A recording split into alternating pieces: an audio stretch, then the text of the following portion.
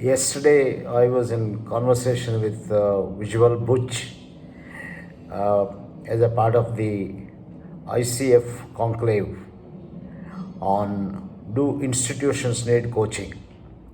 After sharing my thoughts on this topic, I am tempted to share an exclusive video on my thoughts on the need for coaching of institutions.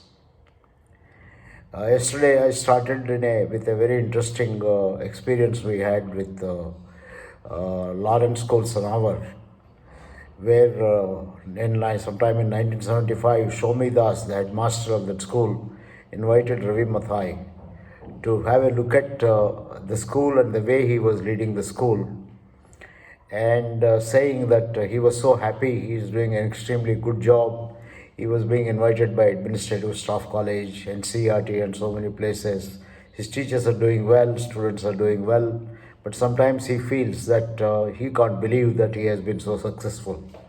So he suggested Ravi Mathai to visit the school. Ravi spent a few days there, talked to the teachers, observed the students, and had a series of discussions with the housemasters, headmaster, and so on. And at the end of the conversation, Ravi Mathai apparently mentioned to Shomi that you are doing a great job.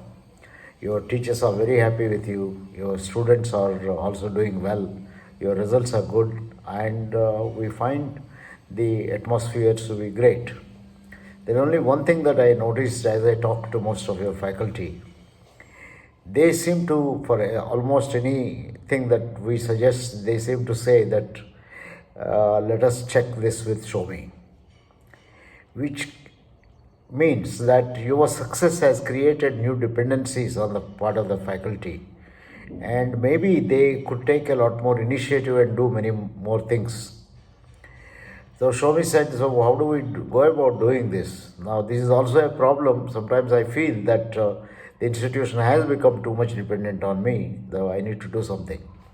So Ravi came back and we had an education systems group at IIM Ahmedabad, which consisted of Uday Parikh, Ravi, and myself. We designed a self-renewal laboratory for the Lawrence School Sanava. We went to the school.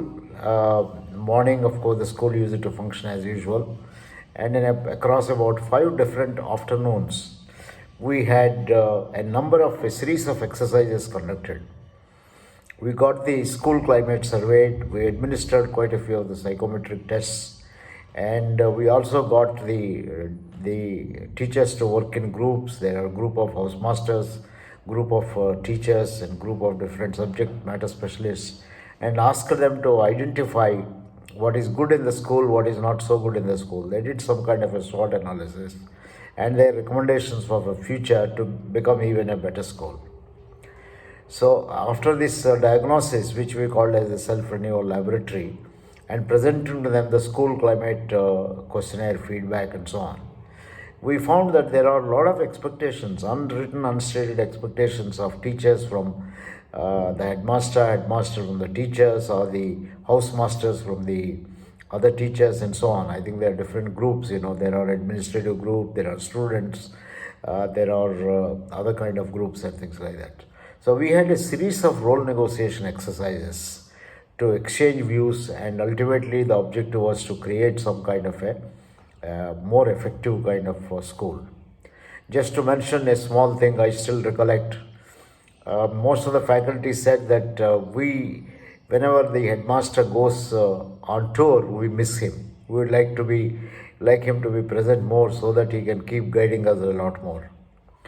And the headmaster said that, look, you must know why I am going. If I don't go out, if I don't go to NCERT, go to staff college, go to other places, I don't get to know what is happening in the world. I also participate in a rural development exercise which is going on at SWRC, Thilonia, where he used to be associated with when he was principal of the Mayo College. So I have all these things now. Then he countered the faculty and asked them, which one of these do you think I should stop? There are some things which I will find it very difficult to nominate you. For example, I can't nominate you to NCERT because it is by invitation as a part of the innovations group. but I certainly can think of nominating you to go and do rural development work and so on. So there were negotiation exercises, groups were established, and some of the teachers took charge of doing what Shomi Das was doing, and Shomi Das put some counter demands. So there were, at the end of these self-renewal exercises, there were about 10 groups which started working on different aspects of the school. Of course, a few months later, we happened to visit the school and listen to what the groups had to say, how much they have progressed, gave our sessions, and so on. So, if you look at this entire kind of an experience, this is what we may call as those days we called it self-renewal. We call it institutional coaching. I think all institutions need to look at themselves once in a while and get stimulated by outsiders who can diagnose the situation, who can tell you what is not what is wrong with you, what is good with you, what should be maintained, what more can be done. Because in coaching, we say coaching is nothing but the science and art of helping you to maximize your potential, discover your strong point, discover areas you can improve, and maximize your potential so that you can get the best out of yourself. What is true with individuals is also true with institutions. In fact, when you start getting into institutional level coaching, there's a lot of science that is available on how to coach institutions, may not be put in the same way.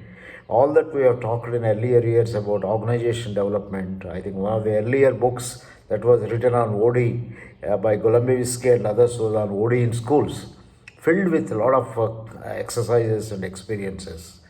When you do OD or when you do change management or when you do survey feedback or psychometric testing, etc., you are doing nothing but, I think, coaching.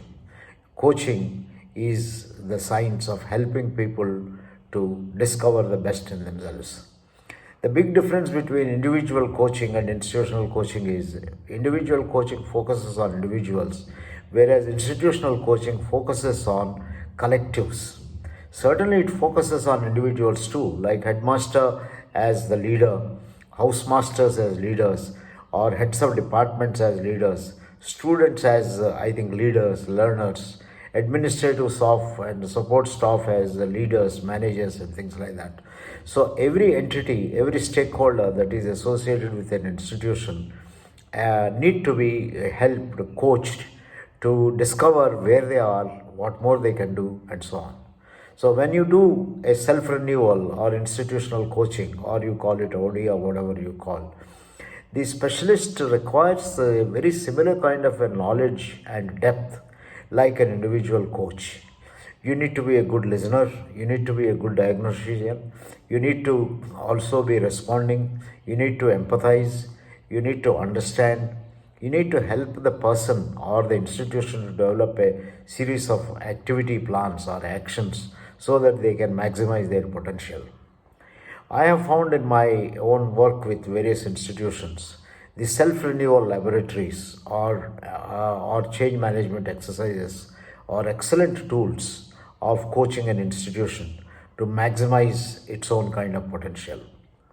I had another interesting experience which I narrated in that session, and the experience was with the Project Impact. Project Impact was a project which was started by Government of India with assistance from World Bank and Swiss Development Agency. This was almost in the mid-90s when N. Vittal was the Secretary Electronics, and of course there were many others who participated in this. The project aimed at providing financial support, software support, hardware support, and all the other forms of support for a group of polytechnics and engineering colleges. They used IIT Delhi, IIT Bombay, and Indian Institute of Science as resource centers. With the help of these three resource centers, they wanted to uplift the teaching of electronics and computer science education in these institutions. At the end of 5 years, when they have given lots of financial assistance to each one of these institutions, they discovered some of these institutions used fully whatever funds were given to them and were demanding more funds, whereas some other institutions could not even use a part of the aid that was assistance that was given to them. So it caused Swiss Development Agency, World Bank, to think about what makes a difference. Why is it some institutions are able to use the funds or assistance that is given, whereas some others are not able to? So they asked us at TVRLS to conduct a research study, and we conducted a study in which I think Jaya Indiresan from NIPA joined, MG Jomon, who was working with us at TVRLS, joined. So three of us constituted a team.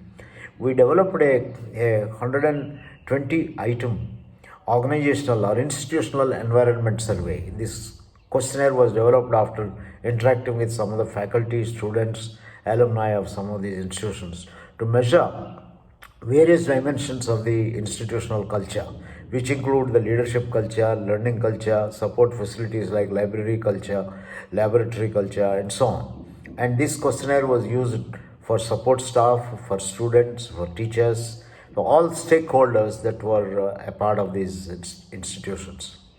And when we administered this and we studied the utilization of funds, we discovered a very interesting correlation between the institutional environment and the utilization of funds.